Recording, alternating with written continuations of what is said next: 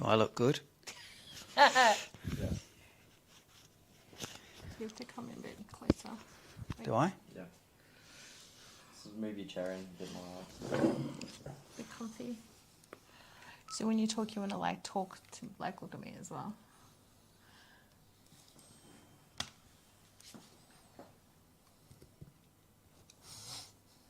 Yeah, that looks more realistic. Yeah, that's better.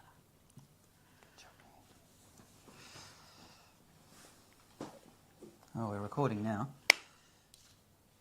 Hey everyone, welcome to our podcast and YouTube channel, What They Don't Tell You When You Get Married. My name's Carol and this is Alex. Hello. And we're the directors of Hawthorne Creative, so we do wedding photography and videography.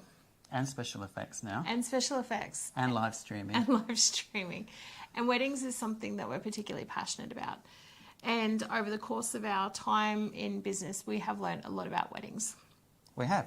So this podcast was born out of the many conversations we have with our brides and also the many weddings that we've done where we've seen a lot of stuff happen. We've seen absolutely amazing weddings and we've seen some weddings that haven't quite gone according to plan.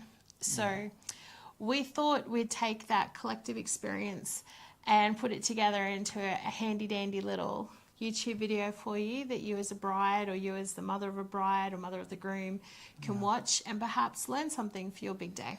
Yeah. And we're not doing this to be critical, we're doing it to help. So we're just looking back on things that we've seen that could have been better. And this is so that you don't make the same mistakes and have a brilliant day.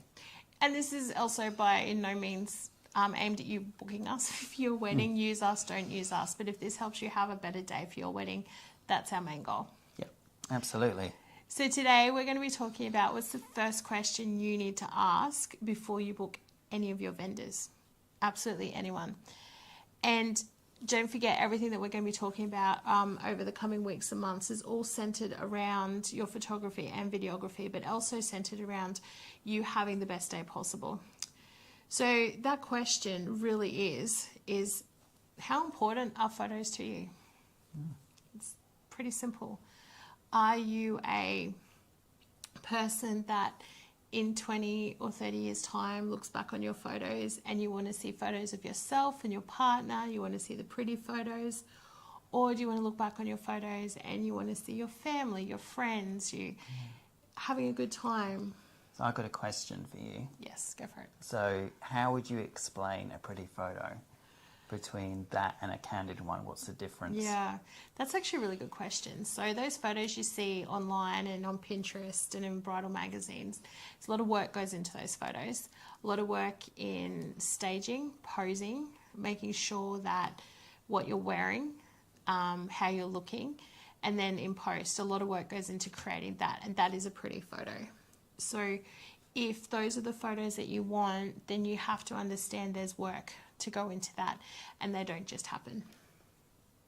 Not to say we don't get some pretty photos candidly as well. That's right. So what would you say a candid photo is? I think a candid photo is more in the moment. I know for us, this is just how we work. For us, we tend to then err more towards the documentary edit style, so that's using longer lenses. So when I say a longer lens, it's we can be further back. Like a telescope. Like a telescope. So you're not having a camera directly in your face, you're not feeling, oh my goodness, camera up. Yeah. You kind of don't even notice we're there and we're just shooting. They look best in black and white, I feel. They do. For some reason, those candid photos look amazing in black and white. Not to say we don't do colour as well. And black and white's timeless, isn't it? It is, and it doesn't age, which is being timeless. I got another question for you. Go for it. Do you like my top? My Super Mario? I do. I wore this especially for today. Oh, that's awesome. Yeah. You like it? I do. Very, very handsome. Is that Good. the right word? Am I No, using it's the right language? trendy. Very trendy. So when I got married, we had a Super Mario cake. Huey's telling us we've got to move on. Oh, wow. Okay. You're off topic. Ding, ding, ding. All right, we'll cut that. No, we're not cutting that. This is live and you're getting it raw and unedited. Okay. Okay. So once you've decided how important photos are to you, then you can go and make your booking. So I just want to give you a little example of what I mean. So say you're super into the pretty photos. You've got all the wedding magazines. You've been on Pinterest. You have Pinterest board a mile long. You've got all of that down pat. If you book a venue say, at the function room at the local tavern, or if you book at the RSL, or if you book even at a hotel in their function room and they have a great wedding package and they give you your ceremony and your reception all together, it is going to be a lot harder for us to get those pretty photos for you. And here's why. Picking a venue that has really good photo opportunities, and when I say photo opportunities, I'm saying they've got gardens, they've got lakes, they've got pine trees, they've got a long winding driveway, they've got fences, they've got nice gardens, anything with texture, anything with a bit of substance to it, we can get a pretty photo from. But if we are around cement, if we are around just interior stuff, if things are flat, if there's no texture, it's a lot harder to get those stunning photos that you're looking for. Yeah. So if you've decided that you do want pretty photos, then before you book your venue, have a really good think about, does that venue allow you the scope to get those photos you're looking for? And ask to see previous photos that are taken. We have some venues that we shoot at that are really pretty but don't have a lot of scope for on-site photography, and so we have to go off-site. And so those are the things to think about. So then if you're going off-site, you have to think about transportation. You have to think about, are you going to take the whole bridal party, or are you just going to take yourself and your partner? How long you're going to be off-site for, making sure the venue's okay with the fact that we may run a little late because there's going to be traffic, there's going to be photo bombers, there's going to be just getting you into position. So that takes time, and we need enough time to be able to do that. So that might mean the entrees are going to run late. There's a lot around that. So picking the venue just on price and not considering, but if photos are a huge deal for you, you need to balance that up. Yeah. What would you say without mentioning names, because we're not going to be mentioning names, what's been your hardest venue to shoot and try and get pretty photos? I would say that ones we've done in like taverns where it's really dark and we've shot inside because there's nowhere else to go, and it's just something about shooting inside when it's dark. It's always hard. Doesn't matter if you use an iPhone or a professional camera. Photos just aren't going to look as good without natural light. No. And you may get like a really good price, but you've got to think to yourself, in 10, 20, 30 years' time, when you look back on your photos, what do you want to see? Yeah. And we'd hate for you guys to look back and have regret as well. Like, you get one day to do this, and there's a lot of fantastic options available. Like, just say if you are on a budget and you do want pretty photos, like Colo Gardens out at Ipswich, the botanical gardens, there's a lot of other spaces places you can go you can go to have your ceremony that look amazing. There's places that you can be outside and you can get a food truck in.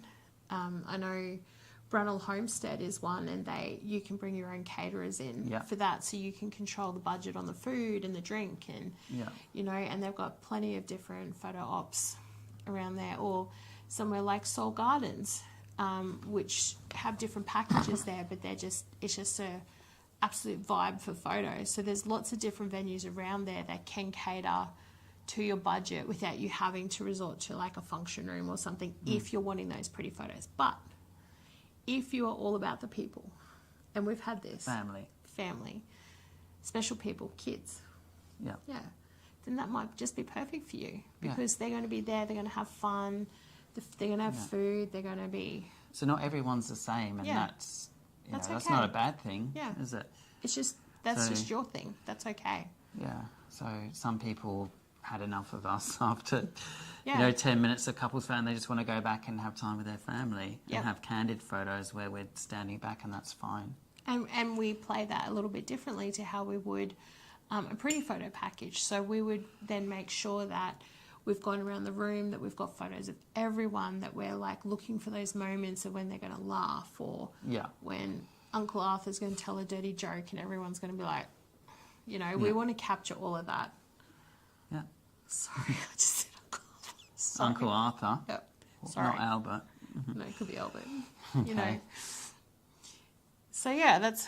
Oh, sorry, I've got myself off track now. Well, Arthur. Oh, We sorry. don't say Arthur, do we? No, inside joke. And then finally, in conjunction with choosing your pretty photos or your people photos, is what vibe do you want? So, What do you say vibe is? vibe It's not my is favourite word. Is the feel. Yeah. So, like, do you remember Jasmine and Christian's wedding up at Mount Pleasant? Yeah. So she nailed boho to a T. She did. That was under a big fig tree on an old dairy farm. The reception was in a barn. The Powderfinger played their first concert there. Yeah. I like that. It was just Very rustic.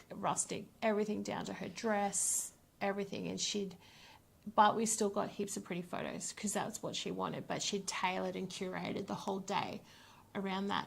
But then we did that beautiful wedding at Gavinier Homestead with Jess and Christian. Yeah. And that was sophisticated. That was fireworks going off when they cut the wedding cake. And Yeah. Here we filmed that, didn't you? you did a great job. Yeah. You can check the video out on our YouTube if you like. That, again, was curated and that was planned, but they had a theme and they built everything around that. Yeah. So if your theme is people and family, then the venue doesn't play as big a part in it and you don't have to theme it as much with that. And you can just do what you like. Have a snack wall, have a donut wall, do what you and your partner love to do. But if you've decided got your heart set on a boho theme or a sophisticated theme or a country theme, then you'll plan accordingly to that. And then the shots will be taken around that as well. And then in further podcasts, we're going to talk about how, for example, choosing your theme that affects how you choose your dress, how you choose even your shoes, how you choose your flowers. So, so for example, and I was so going to say for example a lot. I feel like I should take a sip of water every time I say for example. What do you reckon? Just be you. It's You just say it, water. you say it. It's really just water. Oh, I should have brought a coffee. After coffee, yeah. So let's talk about your wedding dress then. So if you want to have fun and you're relaxed and you're carefree and you just want to have a fun day, then you'll want to go and choose a dress that doesn't make you feel like you can't breathe when you sit down. Is that off topic? Because we're talking about venues. Well, I was more thinking about how to theme your day. Because if you want those pretty photos, then you have to choose a dress that suits your body type, that looks amazing in photos and has a lot of movement. Satin dresses work amazingly well. Yeah. And we'll go in more into that.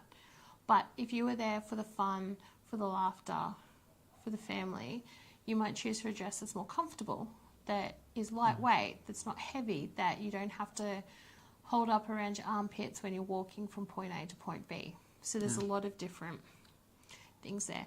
Having a veil. Veils look amazing for photos. They do. If you want pretty But photos, have a uncomfortable veil. though, and but they're people uncomfortable. step on them and pull your head back. They hurt, actually. There's a Yeah. lot of pain involved in But they look being a bride, amazing. but they look amazing. The longer the better. Yeah. But if you don't want to have your veil in the whole day, we're happy to carry it. And we'll pop it in for the photos. Huey's in hysterics behind the camera because he knows what we're speaking What's is he true. laughing about? We have Cheeky. seen so many.